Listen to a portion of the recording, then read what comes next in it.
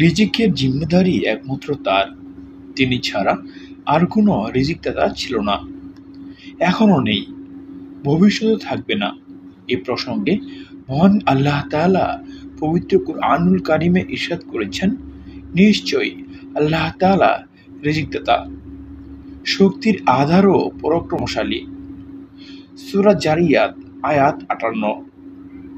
আল্লাহ তাআলা পবিত্র কুরআনে আরো ইরশাদ করেছেন, ভূপৃষ্ঠে বিচরণশীল সব প্রাণীর রিজিকের দায়িত্ব একমাত্র আল্লাহর। সূরা হুদ আয়াত ৬।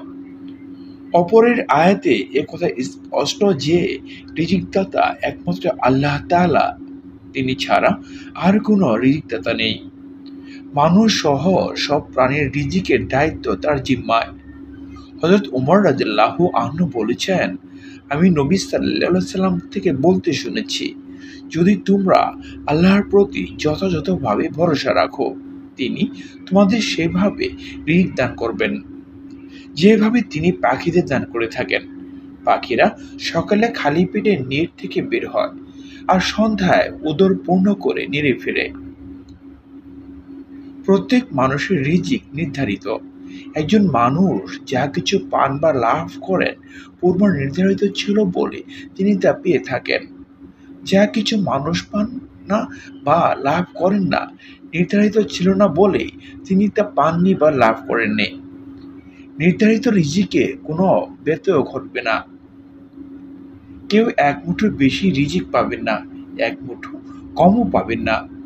মহান আল্লাহ তাআলা পবিত্র কুরআনুল কারিমে ইরশাদ করেছেন, আমি তোমাদের পৃথিবীতে ঠাঁই দিয়েছি এবং তোমাদের জন্য তাদের রেখেছি জীবন উপকরণ। তোমরা অল্প কৃতজ্ঞতা স্বীকার করো।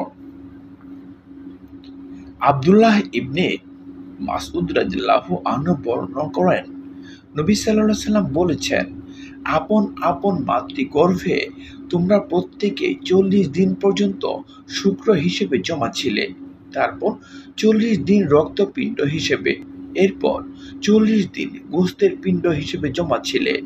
এরপর আল্লাহ তাআলা একজন ফেরেশতা পাঠান এবং বান্দার রিজিক, মৃত্যু, দুর্ভাগ্য ও সৌভাগ্য এই ৪টি বিষয় লেখার আদেশ প্রদান করেন। বুখারী। রিজিক আল্লাহ তাআলার পক্ষ থেকে নির্ধারিত। তার তালাশ করা বা অনুসন্ধান করা বান্দার দায়িত্ব। রিজিক আল্লাহ তাআলার হাতে, চেষ্টা বান্দার হাতে। আল্লাহ তাআলা রিজিক নির্ধারণ করে রেখেছেন বলে তার মানে এই নয় সে রিজিক আপনি আপনার কাছে এসে হাজির হবে।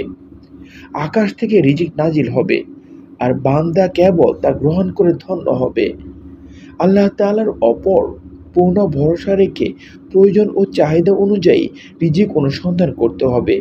আল্লাহ তাআলা পবিত্র কুরআনে ইরশাদ করেছেন, অতঃপর নামাজ শেষ হলে তোমরা পৃথিবীতে ছড়িয়ে পড়বে এবং আল্লাহর অনুগ্রহ সন্ধান করবে আর আল্লাহকে অধিক স্মরণ করবে যাতে তোমরা সফল হতে পারো।